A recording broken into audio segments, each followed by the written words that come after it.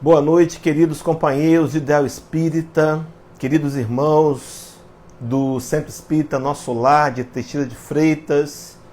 É com muita alegria que a gente mais uma vez se encontra aqui para colaborar com a tarefa de divulgação espírita dessa casa tão querida. Fica aqui o nosso abraço aos nossos companheiros Luiz Fabriciano, também ao irmão André Seabra, Alícia Jardim, Rita Matos, também o Elias Evangelista, e todos os demais companheiros que sempre que tivemos oportunidade de estar aí presencialmente, nos acolheram, nos acolhem com tanto carinho, com tanto respeito. A proposta dessa noite, num trabalho de tempo mais reduzido, é a proposta que o nosso lar está implantando, a gente vai trabalhar o tema Amai-vos, eis o primeiro ensinamento. Queria convidar você para rogarmos a Jesus numa prece, que Ele possa nos envolver, que Ele possa nos amparar e que verdadeiramente esses momentos juntos aqui possam fazer sentido nos nossos corações, trazendo paz, equilíbrio, serenidade, mas também nos lembrando do nosso compromisso com o mundo maior, com aqueles que estão à nossa volta e especialmente com a gente mesmo. Vamos orar então. Vou colocar aqui na tela a imagem de Jesus. Se você quiser se inspirar olhando para ela, ou então feche seus olhos e roguemos ao amigo Nazareno dizendo: Senhor, conhece-nos o coração. Sabes as razões pelas quais nos encontramos aqui diante de uma tela de computador para mais uma vez ouvir a mensagem do Teu Evangelho. Sabes o quanto essa mensagem pode nos mudar o coração, mudar os nossos sentimentos, nos ajudar a melhorar, nos fazer encontrar a paz, a serenidade, o equilíbrio, a harmonia interna e a felicidade. Ajudai-nos, Senhor, para que os momentos que vamos passar aqui, sendo expostos mais uma vez ao Teu Evangelho, possam calar profundamente nossos corações e possa fazer diferença para cada um de nós. Auxilia-nos, Senhor, que os benfeitores espirituais do Centro Espírita Nosso Lar possa nos auxiliar nessa tarefa, a fim de que as nossas palavras, Senhor, sejam as Tuas palavras e que elas tragam o consolo oferecido pela doutrina dos Espíritos. Assim, Senhor, com essa oração, nós pedimos então autorização para poder iniciar mais essa palestra pública virtual aqui no YouTube do Centro Espírita Nosso Lar de Teixeira de Freitas. Que assim seja, graças a Deus. Pois bem, meus irmãos queridos, o tema já citado, Amai-vos, eis o primeiro ensinamento. Uma fala retirada do capítulo 6, do seu item 5, do Evangelho segundo o Espiritismo, uma fala trazida pelo Espírito de Verdade, esse que foi a liderança, que é a liderança dessa grande prede de espíritos superiores que por meio de Allan Kardec nos trouxeram a codificação. E nós queremos trabalhar uma sequência de ideias para depois, em momento adequado, resgatar a fala do Espírito de Verdade e fazer algumas importantes pontuações. Para começar então, eu queria convidá-los a voltarem comigo lá no Evangelho de Mateus, capítulo de número 22, nos versículos de 34 a 40. O texto da Bíblia vai ter como subtítulo o Grande Mandamento. E conta os versículos, vou começar lendo, fazer algumas interrupções e alguns comentários. Começa assim o versículo 34. Entretanto, os fariseus, sabendo que ele fizera calar os saduceus, reuniram-se em conselho e um deles, intérprete da lei, experimentando, lhe perguntou: Mestre, qual é o grande mandamento da lei? Então aqueles homens, os fariseus, religiosos da época, em consórcio com outros religiosos, aqui citado os saduceus, procuraram tentar a Jesus. Qual era o objetivo? Por que queriam tentá-lo? Na verdade, o discurso novo do Cristo vinha agariando muitos seguidores. O discurso novo de Jesus vinha fazendo com que eles perdessem, inclusive, poder financeiro das contribuições e das doações. E a fala de Jesus os incomodava. E de alguma maneira eles queriam criar um método para uma armadilha, a fim de que o Cristo caísse numa contradição, que ele dissesse alguma heresia, para poder ser acusado, julgado às pressas e morto. Projeto esse que eles conseguiriam mais tarde executar. No entanto, nesse episódio, ainda não. Apesar da pergunta ter sido uma pergunta extremamente difícil, porque estamos diante, meus irmãos, de uma lei mosaica, um código mosaico, com cerca de 5.000 artigos. E perguntar qual é o maior dos mandamentos parece uma pergunta bem capciosa. No entanto, o que aqueles homens desconheciam é que estavam diante do Messias da Terra, diante de um homem que tinha completo conhecimento da lei de Deus, diante desse homem que conhecia profundamente a Torá. Quero recordar com você aquele episódio da festa em Jerusalém, quando Jesus teria ido com seus pais e no retorno a Nazaré teria se perdido, aquilo perdido entre aspas. E quando Maria e José deram por falta dele, vieram procurando e o encontraram. O encontram sentado numa roda de doutores da lei, aos 12 anos, explicando a Torá. E é da Torá, início do ministério de Jesus, que ele vai retirar 2 versículos para explicar para aquele doutor da lei, para você e para mim, quais são os maiores mandamentos da lei de Deus. E ele diz assim, é o versículo 37, respondeu-lhe Jesus, amarás o Senhor teu Deus de todo o teu coração, de toda a tua alma e de todo o teu entendimento. Este é o grande e primeiro mandamento. Teria extraído de uma fala de Moisés em Deuteronômio capítulo 6, o versículo 5. Mas ainda, como bônus, traz um acréscimo ao doutor da lei e a você e a mim, criando o que nós vamos chamar aqui de tripé do amor. Para que o amor seja equilibrado, então ele diz, este é o grande primeiro mandamento. E o segundo, semelhante a este, é, amarás o Senhor, amarás o teu próximo como a ti mesmo. Então ele diz que eu preciso primeiro amar a Deus, acima de tudo, em qualquer situação, e isso, meus irmãos, é desafiador. Amar a Deus acima de qualquer situação é um desafio, porque algumas vezes nós queremos que a vontade seja feita a nossa e não a dele, conforme aprendemos na oração que o Mestre nos ensinou. No entanto, essa infantilidade será vencida ao longo das evoluções, ao longo das encarnações, ao longo dos aprendizados mais profundos da lei de Deus.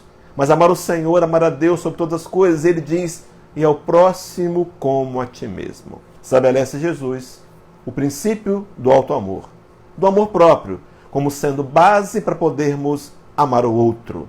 E amar o outro será a ferramenta mais natural pela qual podemos provar o nosso amor para com Deus. E é no final do versículo, desse versículo 40, que o Nazareno complementa dizendo assim, desses 2 mandamentos dependem toda a lei e os profetas. O Senhor resume a Torá em 2 mandamentos. Meus irmãos, acho que isso fica fácil para a gente decorar. Amar a Deus sobre todas as coisas e amar ao próximo como a si mesmo, talvez nos leve a um questionamento. Será que temos tentado amar o próximo como nos amamos? Será que temos nos amado? Será que temos procurado compreender e aceitar as fraquezas naturais, as limitações, a imperfeição natural do nosso estágio de evolução? Mas, ao mesmo tempo, procurar nos vencer a cada dia, nos lapidando no caminho da perfeição moral até atingir a performance de Jesus? Quando o Nazareno teria nos dito lá em João 14, versículo 21, que um dia nós faríamos as obras que ele fez e ainda maiores, o Nazareno enxergava em você e em mim não um espírito imperfeito, não um espírito temporariamente e ainda perfeito, mas o espírito já puro e completo, que um dia atingirá a performance de Messias. E como diz Allan Kardec, na Revista Espírita, os Messias são uma categoria de espíritos que não podem mais errar. No entanto, meus irmãos, apesar desse diálogo com o doutor da lei, no início do ministério, o Nazareno passa 3 anos e 4 meses, segundo informações de teólogos mais modernos, pregando o seu evangelho e exemplificando àqueles homens, seus discípulos, que dariam seguimento às suas obras, que treinariam outros tantos que chegariam com esse treinamento até nós. Então ele vai dizer, no final do seu ministério, o texto está em João, capítulo 15, o versículo 12, que diz assim: o meu mandamento é este, que vos ameis uns aos outros, assim como eu vos amei. Agora o Nazareno, diferente do resumo espetacular que faz a Torá, ele agora imprime um novo mandamento. Teria nos dito isso lá em João 13, versículo 34. Um novo mandamento vos dou, que vos ameis uns aos outros, assim como eu vos amei, que vós uns aos outros vos amei. Meus irmãos, será que nós temos recebido o mandamento de Jesus? Ele nos ofereceu um novo mandamento vos dou.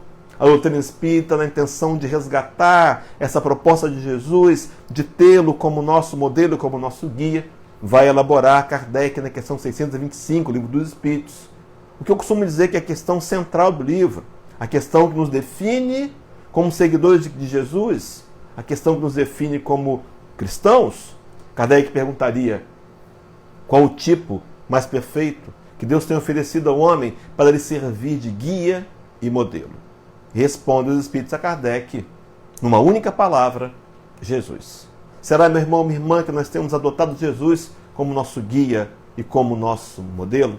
É bem verdade que, apesar da informação trazida da Torá e agora a sua própria informação, baseada no seu exemplo, no seu evangelho de luz, nós não o aceitamos. Segundo João Evangelista, no Evangelho, capítulo 1, versículo 11, diz assim: veio para o que era seu, o seu planeta, e os seus, nós, não o recebemos. Preferimos, meus irmãos, preferimos as sombras, preferimos nos manter na barbárie, na violência. O Nazareno sabia que isso poderia acontecer.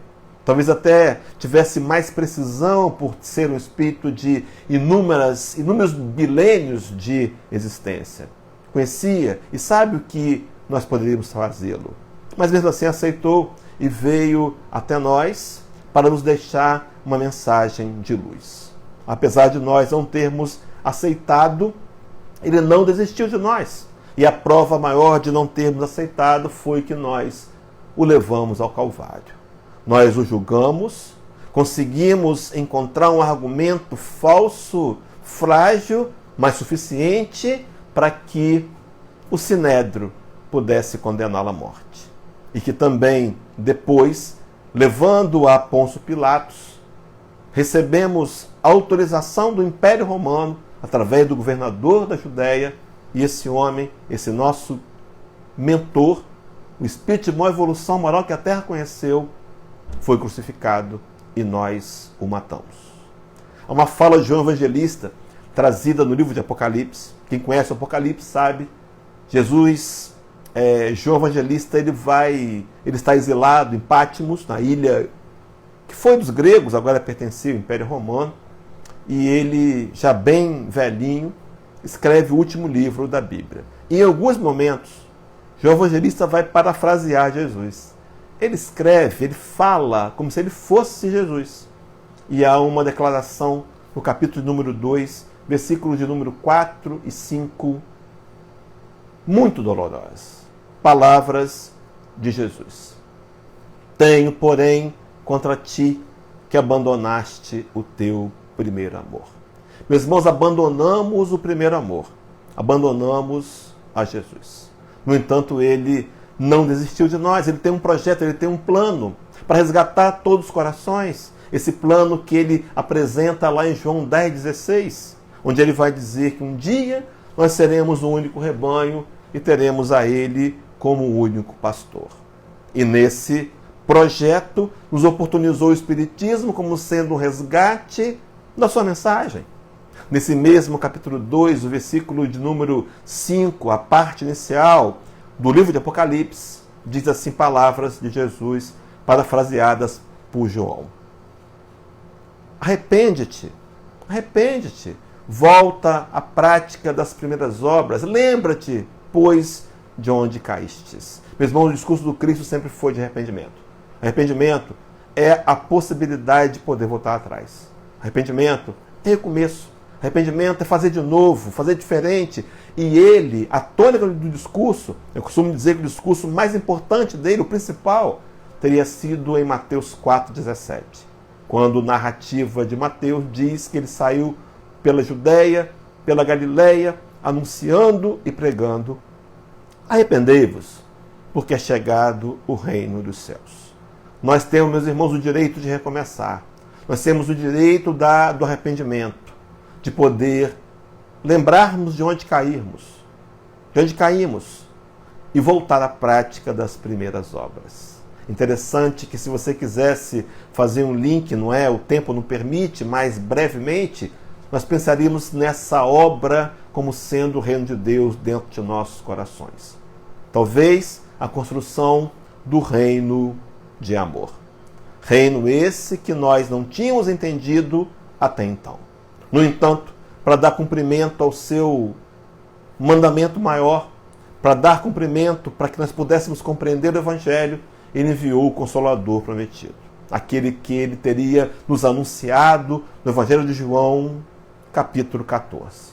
Quando ele teria dito que esse Consolador nos faria lembrar de tudo quanto ele havia nos dito, e se temos que lembrar é porque esquecemos. E esquecemos o período de trevas chamada Idade Média, mas também esse Espírito, esse Consolador, nos enviaria coisas novas. O Espírito de verdade, Consolador, seria então uma doutrina. Allan Kardec, no capítulo 6 do Evangelho segundo o Espiritismo, vai imprimir um raciocínio extremamente lógico, onde ele vai provar, de forma racional, essa é a proposta espírita. Não mais uma fé cega, uma fé imposta, mas uma fé raciocinada. Meus irmãos, minhas irmãs, não acreditem em nada que eu estou dizendo. Investiguem, aprofundem. Se você não conhece o Espiritismo ainda, está aí vendo essa live, por acaso, nada é por acaso, eu convido você a investigar a doutrina dos Espíritos e entender a lógica que consola os corações. Pois bem, se o Espiritismo consola do prometido por Jesus, ele teria a função de consolar. E ele veio então resgatar a mensagem do Cristo, a sua essência, e nos ensinar coisas novas. Veio resgatar a doutrina da encarnação, veio provar a imortalidade, veio mostrar que os espíritos que estão do outro lado da vida não são anjos e nem demônios, mas são como nós e que podem se comunicar. Veio mostrar a multiplicidade dos mundos habitados, entre outros tantos parâmetros de verdade que vão mudar a nossa crença e a nossa fé. Então o Espírito de verdade entra em cena, dizendo: amai-vos, esse é o primeiro ensinamento, instruí-vos, eis o segundo. Interessante, meus irmãos, que aqui a parte que ficou omissa no tema da palestra há de ser resgatada. A fala dirigida a espíritas. Espíritas, amai-vos. Eis o primeiro ensinamento. É bem verdade que o Espírito de verdade conhecia profundamente a destinação da Terra, que caminha para se tornar um mundo de regeneração, um mundo onde as marcas profundas serão de paz, de justiça, de fraternidade, um mundo sem miséria, um mundo sem guerras. No entanto, ele, sabendo que essa doutrina cresceria, baseado aqui, a afirmativa que eu faço, na questão 798 de O Livro dos Espíritos, quando Allan Kardec vai, preocupado no primeiro momento, o ano aqui é 1860, segunda edição do Livro dos Espíritos, o mês de lançamento é março, e ele observava que o Espiritismo teria ficado restrito a um grupo de intelectuais. E ele preocupado, pergunta aos espíritos superiores: o Espiritismo vai ficar restrito a um grupo de pessoas? que vai acontecer no futuro? E ele ouve dos amigos de que o Espiritismo se tornaria uma crença popular. Uma crença popular.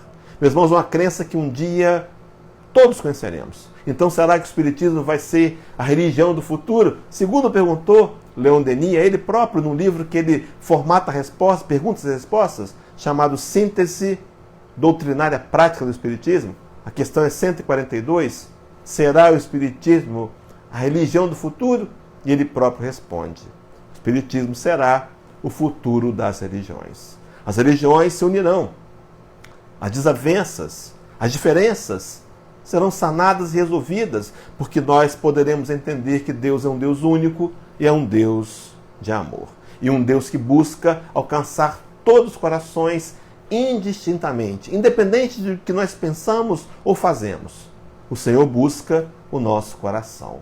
Há um texto do Evangelho de João, me parece que o capítulo 6, me foge agora a referência do versículo, mas ele vai dizer assim, ele vai dizer que ele estaria conosco até que a consumação dos séculos. O texto vai dizer assim, o texto correto diz assim, Jesus dizendo que nós seremos resgatados, que cada um de nós, ele vai dizer assim, nenhum de todos aqueles que o Pai me deu haverá de se perder, mas eu os ressuscitarei no último dia.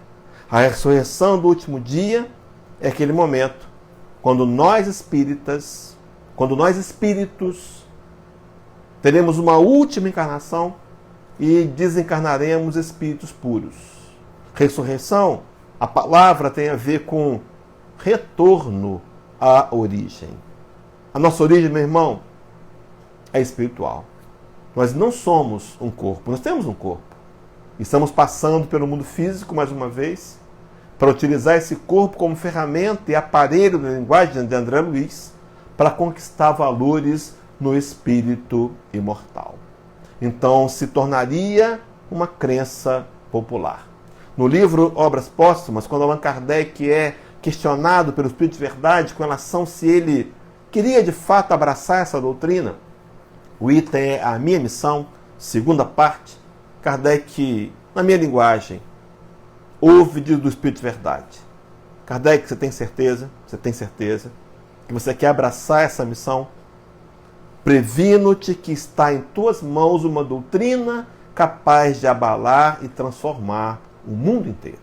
Será, meu irmão, minha irmã, que nós temos utilizado essa doutrina de luz para abalar e transformar os nossos corações, para mudar o nosso mundo íntimo, transformar o mundo inteiro? Seríamos uma crença popular. O Espiritismo, meus irmãos, vai mudar o mundo, porque mais cedo ou mais tarde nós nos uniremos pelos seus postulados. Mas fato é que o trabalho que fazemos incomoda os inimigos de Jesus. E esses inimigos do Cristo iriam tentar nos derrubar, meus irmãos, como fizeram conosco na Idade Média, como fizeram conosco no século III, quando o imperador Constantino, o imperador romano, teria oficializado o cristianismo como sendo oficial religião do Império Romano e seduzido-nos em nome do poder, da ganância, do desejo imediatista, do conforto, de uma roupa diferenciada, de uma poltrona um pouco mais confortável, e nós cedemos. As armadilhas que caímos são as mesmas, meus irmãos. Desejo de poder, ganância, vaidade, as mesmas. Alertada-nos pelo Espírito Manuel Filomeno de Miranda em duas literaturas. A primeira delas no livro Amanhecer de uma Nova Era, da trilogia da Transição Planetária, e um outro livro um pouco anterior a esse chamado Trilhas da Libertação. Manuel Filomeno de Miranda diria-nos de que nós seríamos atacados. Na obra de André Luiz, vamos encontrar no livro Os Mensageiros, Telésforo, um benfeitor espiritual, preparando um grupo de espíritos de nosso lar colônia, não nosso lar casa espírita, para que eles viessem à Terra numa incursão, numa missão.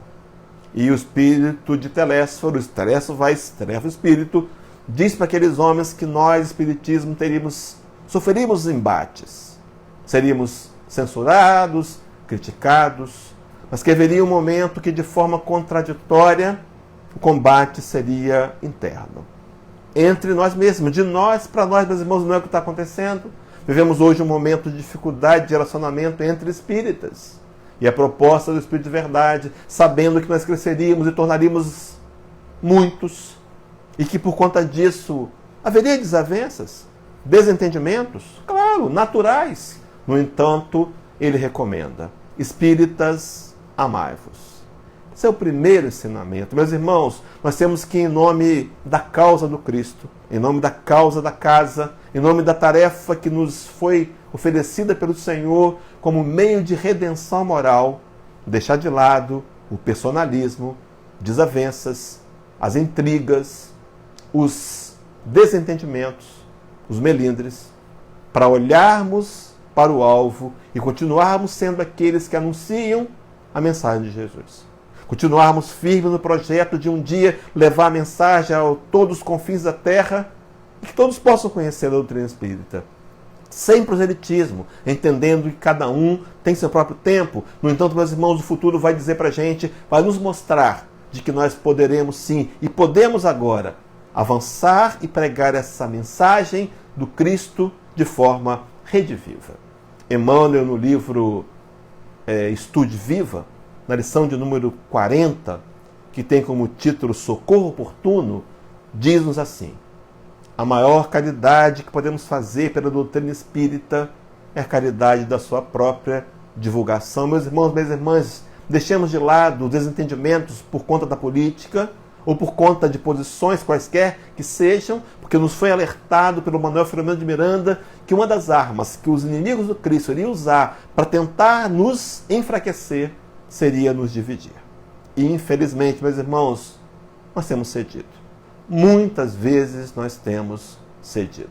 No entanto, é hora de mais maduros compreender que dificuldades de relacionamento ou problemas quaisquer que sejam exteriores não podem nos impedir de seguir adiante na missão que foi passada aos discípulos, que foi repassada aos 70 que levaram a mensagem nas aldeias, aos 500 da Galileia, e desses a tantos outros que chegaram até nós. A mensagem, uma das últimas falas do Senhor, dizendo: ide e pregai o Evangelho a toda criatura. Me lembrei de Francisco de Assis, que dizia aos seus seguidores: pregai o Evangelho em todo o tempo.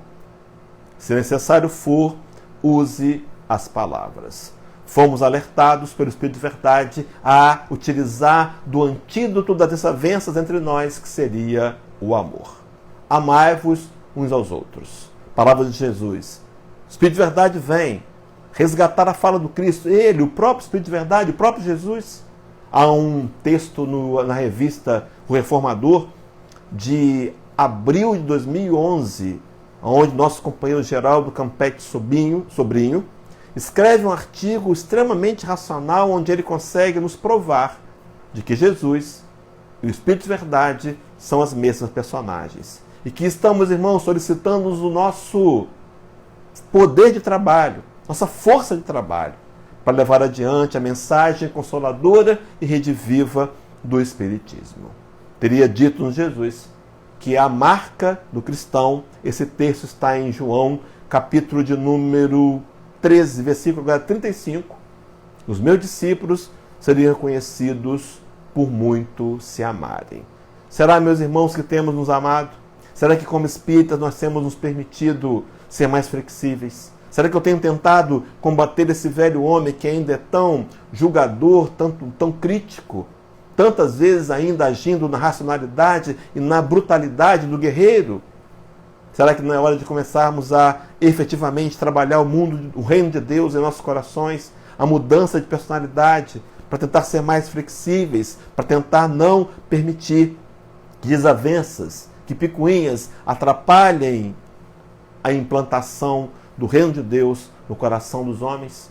Esses homens a quem o Cristo vai chamar de ovelhas, a quem ama, a cada um deles, sem distinção. Será, meu irmão, minha irmã, que podemos fazer a nossa parte?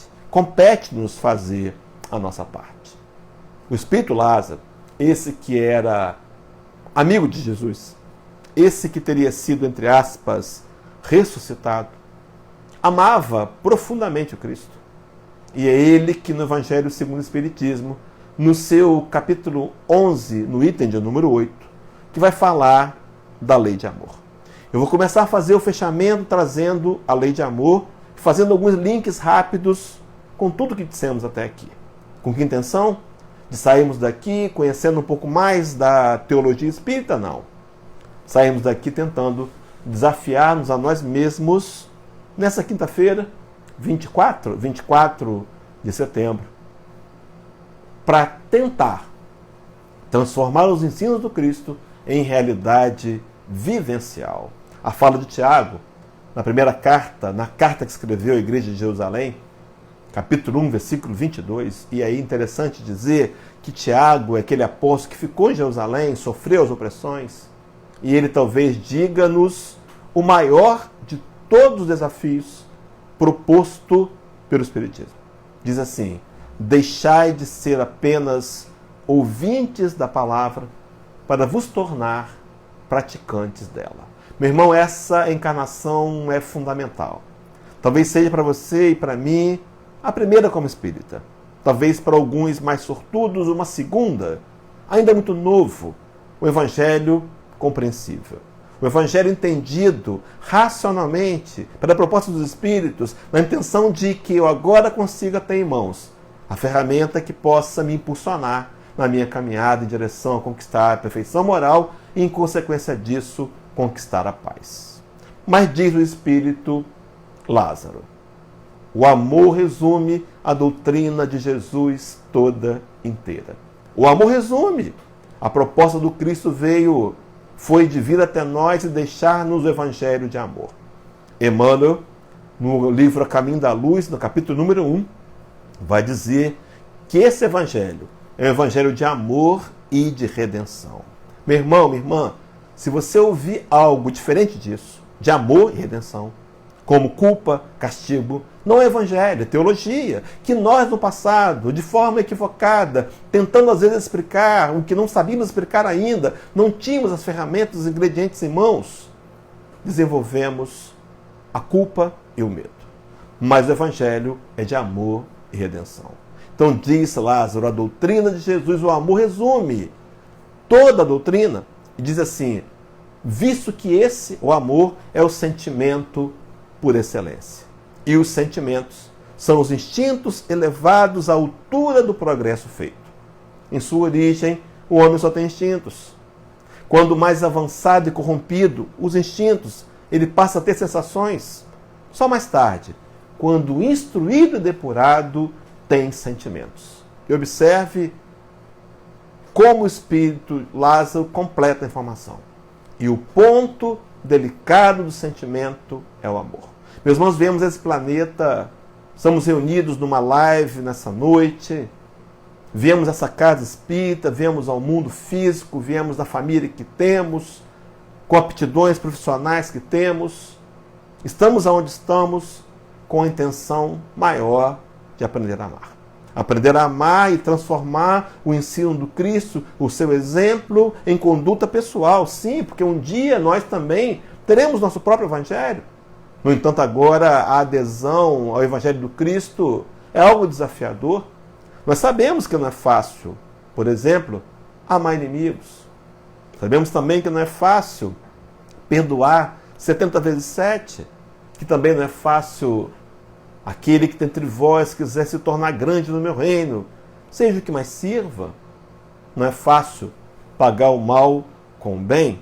No entanto, meus irmãos, a tentativa deve ser constante e diária.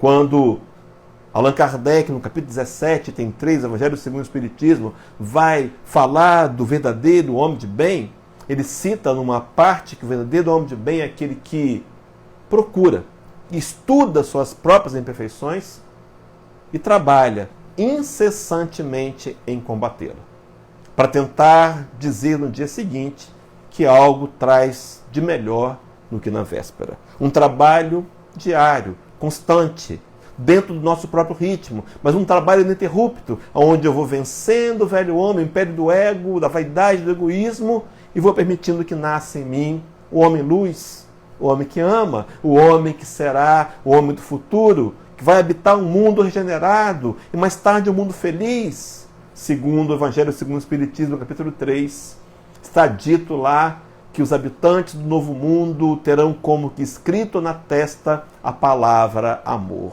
Um simbolismo. Eles poderão pensar em amor, eles pensarão em amor, agirão dentro do viés da fraternidade. Allan Kardec vai dizer no livro A Gênese, capítulo 18 e 17, que nesse novo mundo a fraternidade será a pedra angular dessa nova ordem social. Fico pensando, meus irmãos, o quanto nós ainda estamos distantes dessa fraternidade, de considerarmos e sentirmos que todos somos irmãos.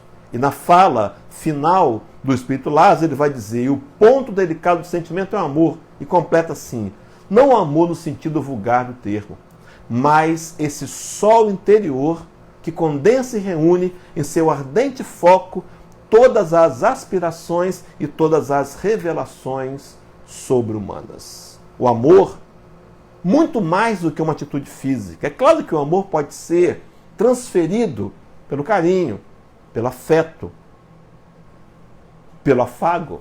No entanto, o amor é a meta. O amor é o sentimento que nós temos que buscar a todo momento.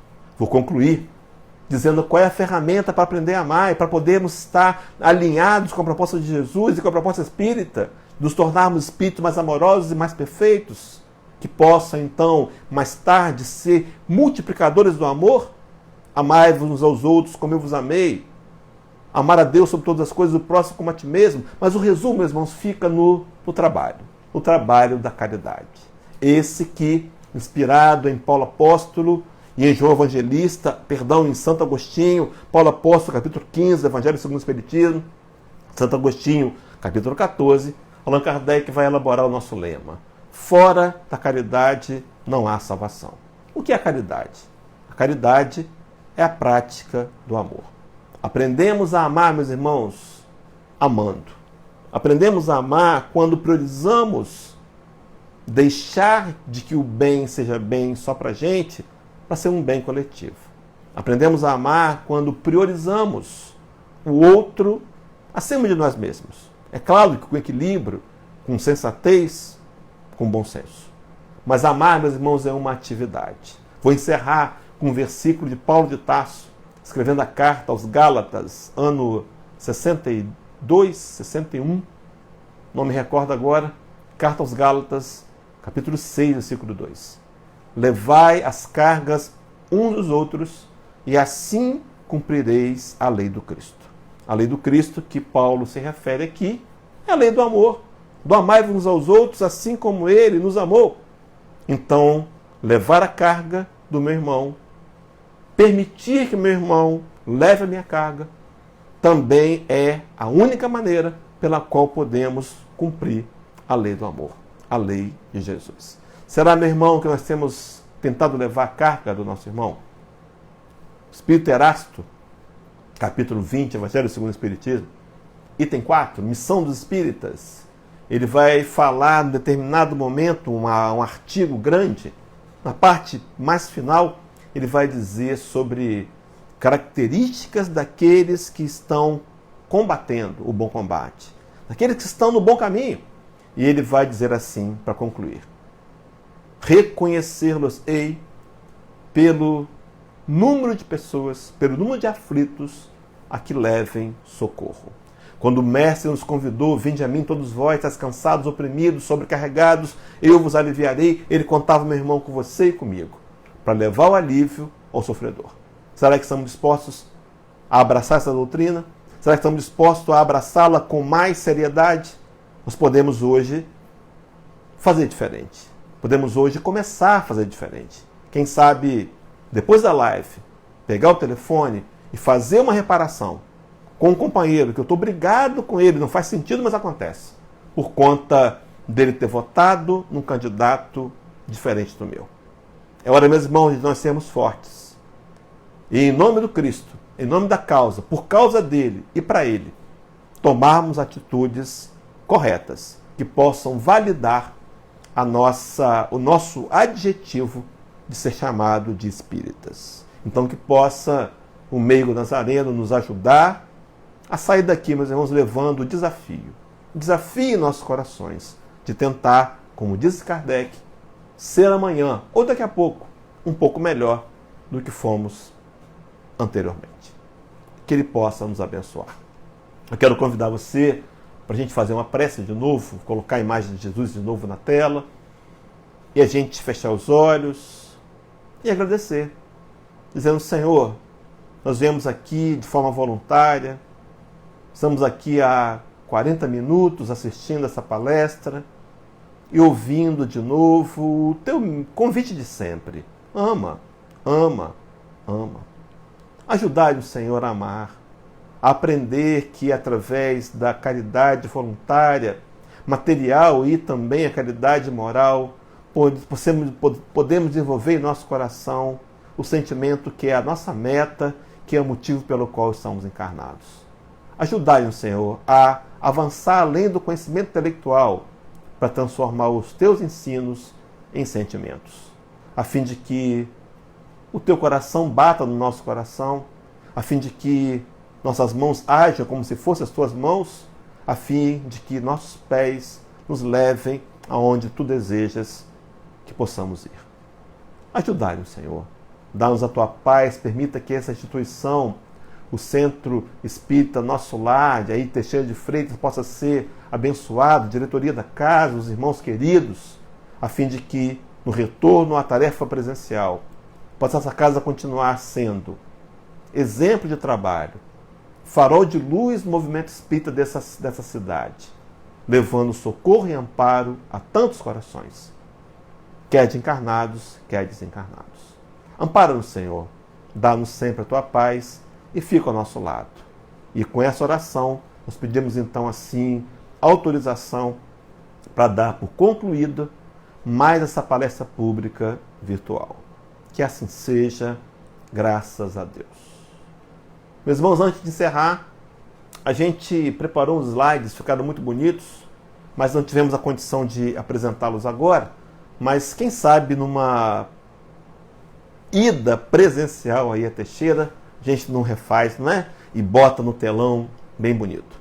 Meus irmãos, um abraço no coração, que possa o Cristo te abençoar, te dar muita paz, muita luz. Até um próximo encontro. E muito obrigado aos companheiros pelo convite. Obrigado, André Seabra, pela oportunidade de trabalho. Que possa todos nós ser muito abençoados e sentir a presença de Jesus hoje e sempre. Forte abraço. Deus abençoe-nos.